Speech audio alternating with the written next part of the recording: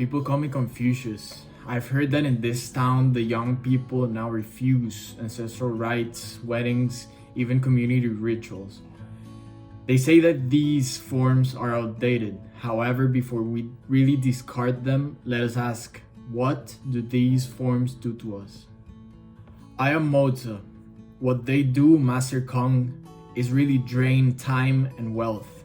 The council judges well. When ceremonies consume resources while people struggle, tradition becomes vanity. As I have said, these days when kings, dukes, and great men put on musical performances, they divert such vast resources that could be used to produce food and clothing for the people. Therefore, musical performances are really wrong. Mozi, your concern for the people's welfare really honors you, yet you make the mistake of the essence, the true essence of ritual. Ritual is not spectacle or price tag. It is embodied morality. As I teach, when it comes to the practice of ritual, it is harmonious ease that is to be valued. It is precisely such harmony that makes the way of the former kings so beautiful. If you merely stick rigidly to ritual in all matters, great and small, there will remain that which you cannot accomplish. Yet, if you know enough to value harmonious ease, but try to attain it without regulated rites, this will not work either. Therefore, as I said, ritual rightly done isn't rigid, and it does not require extravagance.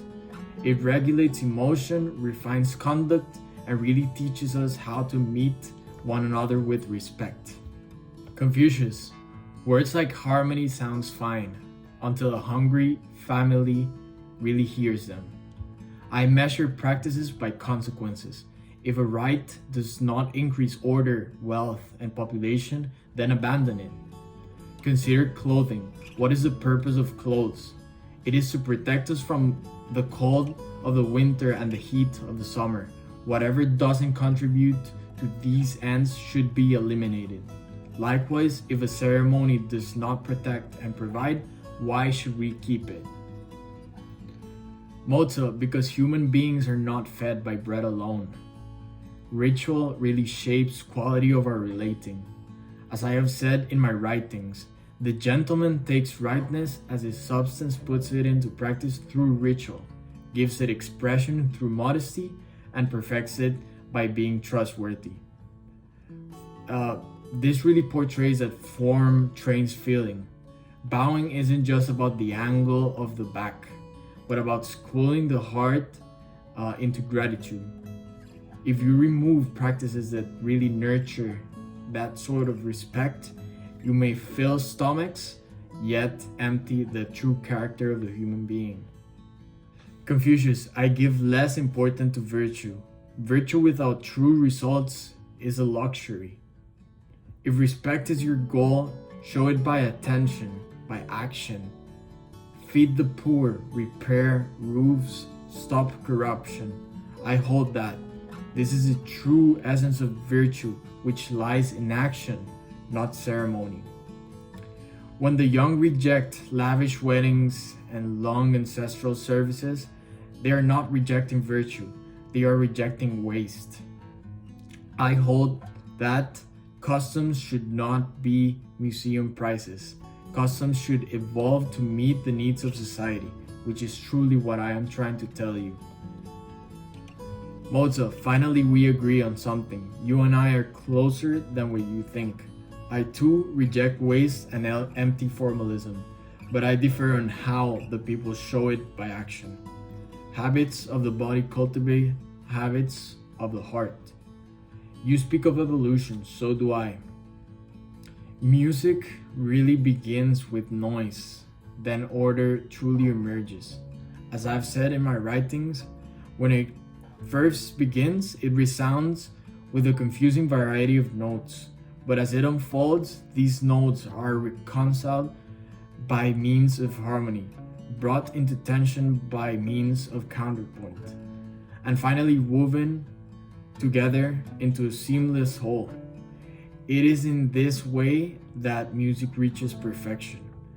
Therefore, as this portrays, I think that communities without shared forms becomes really just a pile of notes, sounds without a song. So I believe that there should be rituals, there should be this harmony to create order and eliminate wasteful events. Confucius, you're still a sophist. Songs without supper is still failure. Your music metaphor really hides the cost. When officials fund other things, labor and grain are lost. A wise ruler really prioritizes the welfare of the people over tradition, as I have said in my writings. If rites can be simple, fine, but in practice, elites expand them. And then, as I said, musical performances are wrong. Mozi, then let us bind authority by roles and ritual, not by appetite for display. As I've said, lead the people with administrative injunctions and put them in their place with penal law, and they will avoid punishments but will be without a sense of shame. Lead them with excellence and put them in their places through roles and ritual practices. And in addition to developing a sense of shame, they will order themselves harmoniously.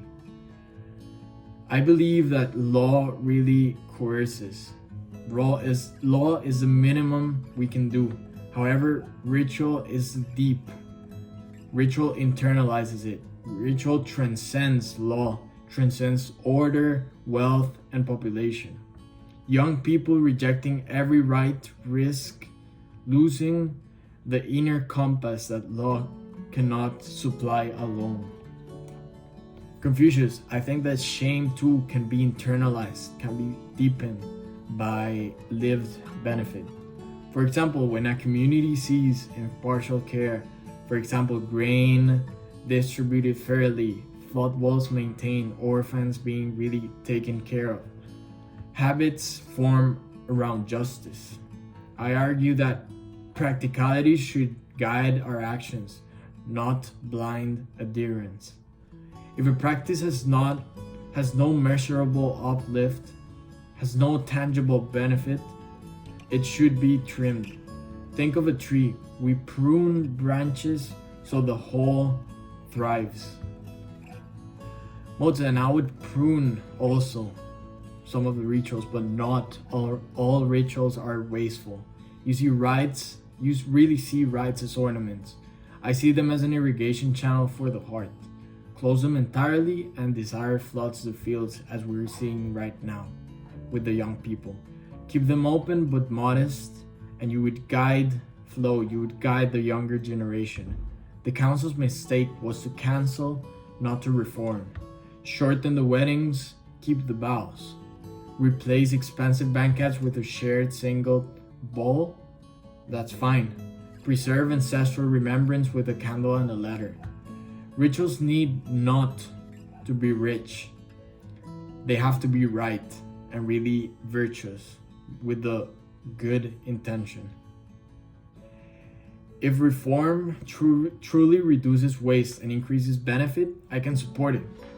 We need it nowadays in this era. But the test really remains, does this practice truly and measurably serve the many? I say, let us focus on what benefits humanity, not what pleases the past. Many traditional forms persist because they flatter elders, not because they feed the children. Mozi, elders are not infallible, but honoring them really teaches continuity, and we really need this now. Tradition is a conversation across time. I think that the young people who refuses all these rights also refuse the apprenticeship in gratitude. A household that forgets to bow soon forgets to listen, and the state that forgets to listen must short it with law. Rituals are cheaper than prisons, so I think I win this case. Confucius, then show me the numbers. If simple rights really reduce conflict, reduce litigation, strengthens trust, good, but drop the parts that don't. To stay and cling to those outdated practices is to hinder the process, hinder innovation. A community that measures and adapts will do better. That's a community that just repeats old practices. Agreed, measure and adapt. Yet remember, what is easiest to measure is not always what most matters for the young people. You can weigh grain, but not reverence. You can tally bricks, but not trust. But however, trust lowers transaction costs in the long term. Reverence steadies families, steadies young generations. Modest rites also cushion grief and channels joy, channels a young, happy generation. The returns are indirect, but real, and we shall truly value this. Confucius, indirect goods must still compete with direct needs. For example, in education, there is no budget for ritual. In peace and plenty, perhaps a little smoke can rise. So I purpose a principle both of us can accept. Functional frugality.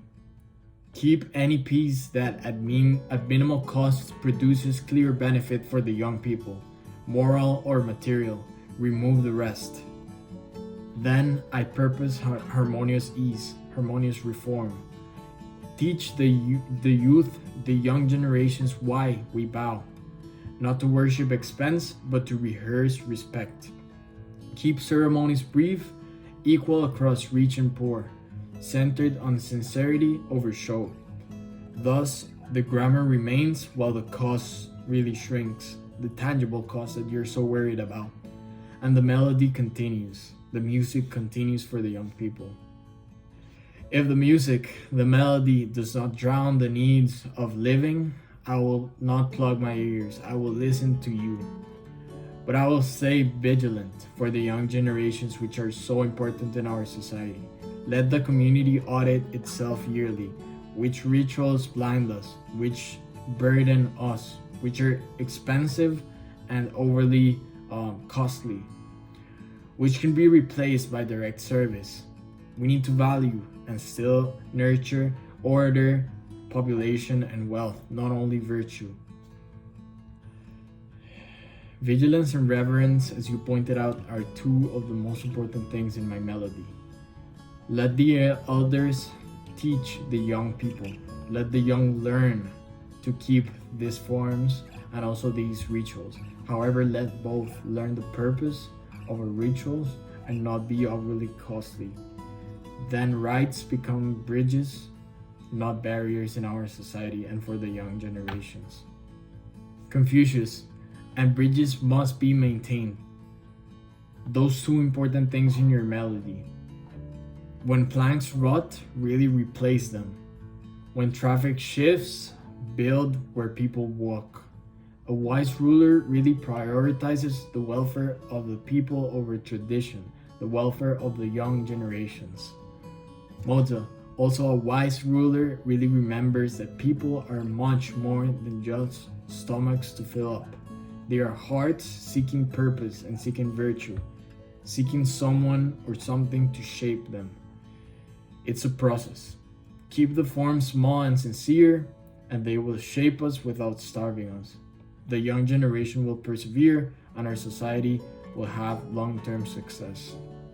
Master Kong, in conclusion, I will end with this. When the people are cold, hungry, or afraid, no melody can reach them. If ritual cannot fill their bowels or build their houses, it must change. I do not reject reverence, I reject waste. The true virtue of a ruler or a generation, a young generation, is to act for the greatest benefit of all, greatest benefit of the young generation in this case. When customs cease to serve the goal, reform is not impiety, it is compassion. The younger generation does right to question what no longer serves them. Let them honor their ancestors not by kneeling, but by improving the world they left behind, improving our current state of society. Mozi, thank you for your words, and I close by saying this. Without reverence, even full stomachs show emptiness, bring emptiness to society, to our younger generations. Ritual, when sincere and also measurable, really transforms instinct into virtue, and also chaos into harmony. As I once said in my writings, it is harmonious ease that is to be valued. Ritual need not to be expensive, to be grand. However, the true purpose really lives in how we greet our parents, how we treat our neighbors, how we remember those before us. This is important for the younger generation. The young can really simplify these forms, but if they abandon them entirely, if they abandon the true purpose of them, they risk forgetting the art of respect itself and also respecting our elderly. True progress really preserves the heart and even reshapes the form, reshapes us to become true gentlemen.